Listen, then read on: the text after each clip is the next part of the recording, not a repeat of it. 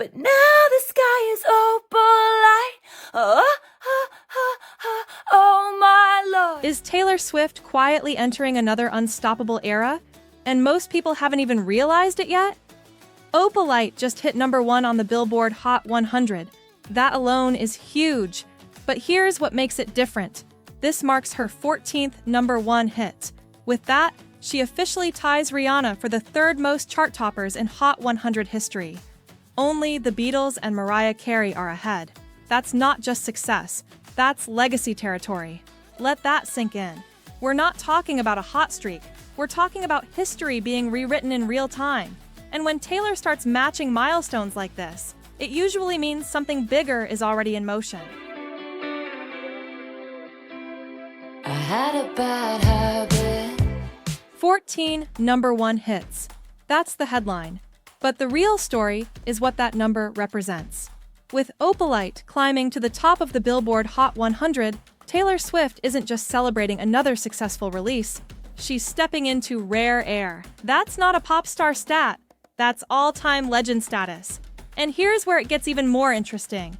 This is also the first time since 1989 and 2014 that she's had two songs from the same album hit #1. Think about that. 12 years ago, 1989 marked a massive reinvention. Her full pop crossover, her global takeover moment.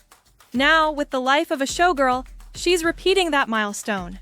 But as a veteran who already conquered the industry once, it feels intentional, strategic, almost cyclical. Some fans are even pointing out how often major career shifts follow these kinds of chart moments. When she matches a past achievement, something bigger usually follows. Of course, that's speculation. But with Taylor, patterns rarely happen by accident.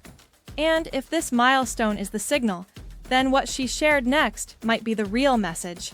But instead of celebrating with a glossy red carpet post or a perfectly staged photo shoot, she did something unexpected. She showed up barefaced. Right after Opalite hit #1, Taylor shared behind-the-scenes footage from the recording studio. No heavy glam, no dramatic lighting, just her natural curls and a camera casually capturing the moment. Sitting beside longtime hitmaker Max Martin, she worked through melodies, fine-tuned lyrics, and laughed between takes. It didn't feel like a victory lap. It felt personal. Fans immediately zeroed in on it. A global superstar, fresh off tying one of the biggest records in chart history, choosing to highlight the messy, early studio moments instead of the polished, final product. Some saw it as her most authentic move yet. Others online suggested it might be a subtle rebrand, leaning into vulnerability as part of this era's identity. Nothing confirmed, of course. But the timing had people talking. Then there was the champagne toast with Max Martin and Shellback. No flashy speeches, just three collaborators who've quietly shaped some of the biggest pop songs of the last decade, clinking glasses like they knew this was bigger than just another hit. What made it powerful wasn't the celebration. It was the calm confidence behind it. Almost like she knew this moment was coming. And if the studio footage felt intimate, what she revealed in the music video added an entirely new layer. At first glance, the Opalite video feels playful. Retro outfits, soft film grain, a slightly awkward love story unfolding in pastel-toned frames. But the deeper you look, the stranger it gets. The entire storyline revolves around a mysterious potion, something that transforms two lonely strangers and suddenly pulls them into connection. It's whimsical on the surface, almost rom-com energy. But when Taylor says, "Never in my life have I felt so myself," while dressed in that exaggerated 80s-inspired look, the line lands differently. Because what does a transformation potion really symbolize? Some fans believe it represents reinvention, the idea that every era she enters isn't a costume, but a truer version of who she is. Others online have speculated that the potion hints at identity, perception, even the pressure of constantly evolving in the public eye. Nothing confirmed, of course. However, Swifties are known for dissecting every frame, and this one provided them with a lot to work with. Then there's the cast. Domhnall Gleeson plays her love interest. Cameos from Cillian Murphy, Greta Lee, Jodie Turner-Smith, and Lewis Capaldi. It's an unusually eclectic lineup, and interestingly, many of them shared the stage with her months earlier on The Graham Norton Show. Right around the time she later said the idea for the video crash landed into her imagination. Coincidence? Maybe. Or maybe the seeds for this entire visual were planted long before the song ever hit #1. Either way, the aesthetic feels intentional, nostalgic but self-aware, dramatic but slightly tongue-in-cheek. It's not just a music video. It feels like commentary. And if the potion represents transformation, then the bigger question becomes, what exactly is she transforming into next? 12 years ago, 1989 didn't just top charts, it flipped her entire career into a new dimension.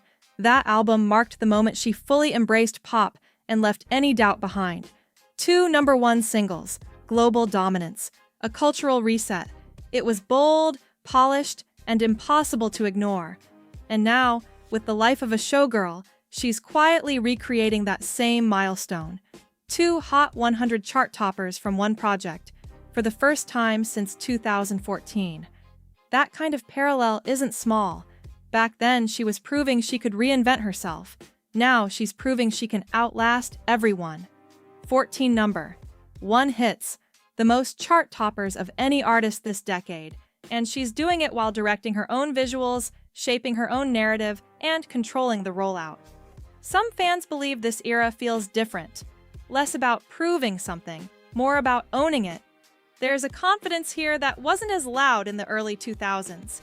It's calmer, sharper, almost surgical, and when artists start echoing career-defining moments from their past, it often signals a shift, a transition, the beginning of another chapter that changes the trajectory again. Because history has a pattern with her.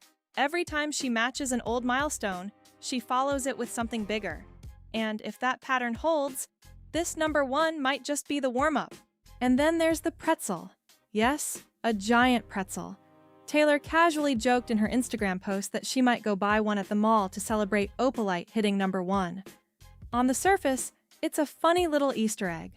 But for fans, nothing Taylor does is ever truly random.